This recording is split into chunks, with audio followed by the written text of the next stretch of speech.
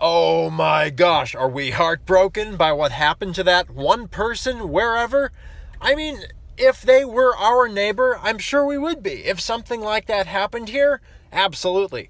But the truth is, and what real patriots, what real Americans are losing sight of, is that this is one incident that happened somewhere that's far away from all of us. Unless you live in Minneapolis or wherever it happened, right? And people are talking about, well, gee, I wonder if the police officers did this. I wonder if George Floyd did that. And it's not good. And I never want to see this happen, but it's a distraction. It's a fake news synthesized distraction from our local communities and the issues that we have to deal with here. And while the fake news has gotten all of us distracted by this far away incident that doesn't relate to any of us unless we're actually there. And that's what the fake news does. It takes one personal tragedy halfway around the world even, and it tries to find a way to make us feel awful about it so that we're obsessed with it. And we can't, and we're just, meanwhile, someone's dying over here. Someone is losing business over here. Someone's losing revenue.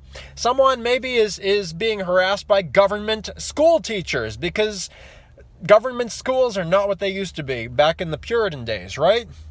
So this thing, this one incident, this one news story it's taking our eye off the ball from our purpose as Americans to make America great again in our own way, to do the right thing by our neighbor, by our parents, by our kids, by our friends, by our family, by our co-workers, to be good citizens of our community, of our real community, not some vague, far-off fake news crusade that's got nothing, and I mean nothing, to do with John Q. American unless you're actually in that community, in which case, yes, you're heartbroken by it.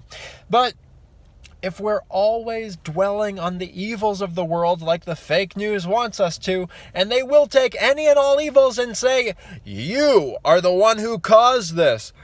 Play me a violin already. You know, with all due respect to the family and the friends of that one person who did that, we have things we've got to do, and if we're always dwelling on the evil, then the fake news will be, and the infotainment media, the FANG companies of Silicon Valley will be successful in dividing America against itself for the sake of their own anti-American profiteering, and a kingdom divided against itself, the land of the free, the home of the brave even, cannot stand if it is divided.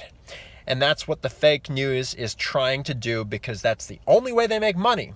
Because if you're not miserable all the time, you can't focus on what you really need to get done, and so you're duped into supporting whatever kind of advertising that the fake news is pushing today or tomorrow.